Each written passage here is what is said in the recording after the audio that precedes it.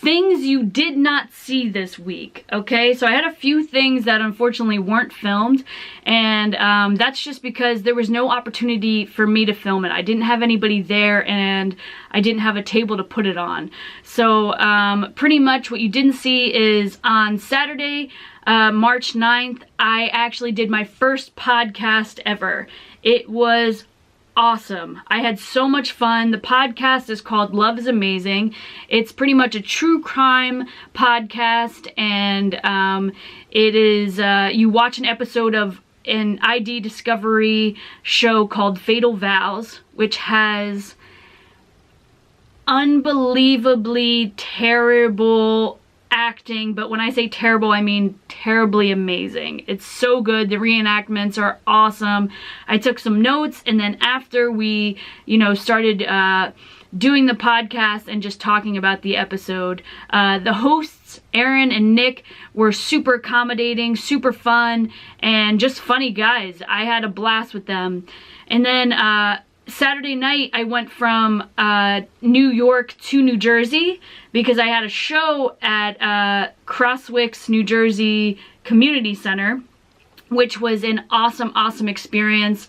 I was driving with my wife probably like 3 weeks ago, and I saw this sign that said comedy night, and it's right down the street from where we live, and I was like, oh, I'm gonna just call them and see if I can get on and just do like 5-6 minutes, whatever they're gonna give me. They were like, yeah, you know, let's ask the comedian first, because they had a comedian that was actually coming out.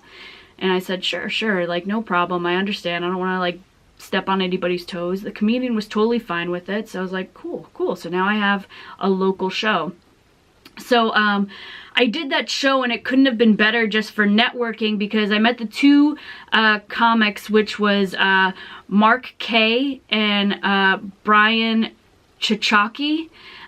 Both were super great guys, super nice, and Mark K was like, oh, you know, we should write together and do some material, and to me that was so amazing, because I don't have anybody to write with right now.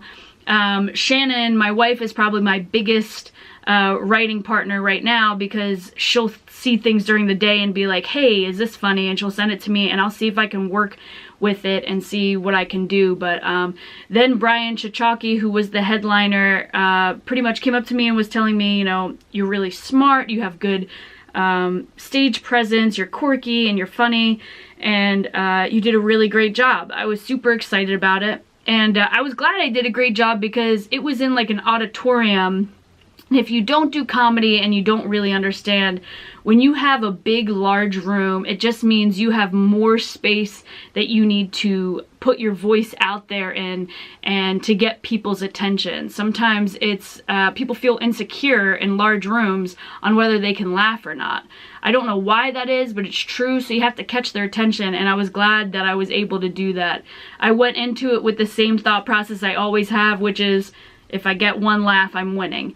So it was awesome, a very, very cool experience. And on top of that, I did 10 minutes, which is the first time I've ever done 10 minutes consecutively, and it all seemed to go fairly well. I really, really wish I had filmed it, but it is what it is. It happens, and I'm sure it's going to happen more and more. It seems like all the shows that I don't film become these shows that were great, and I wish I could show. But hopefully there'll be, I mean, not hopefully, I'm sure there will be many, many more shows that I'll be able to film. So just absolutely great week. I'm absolutely grateful for everything that's happened and everything that is happening in this stand-up journey, and I hope that it just continues. And have a good week, everyone. Go out and kill it.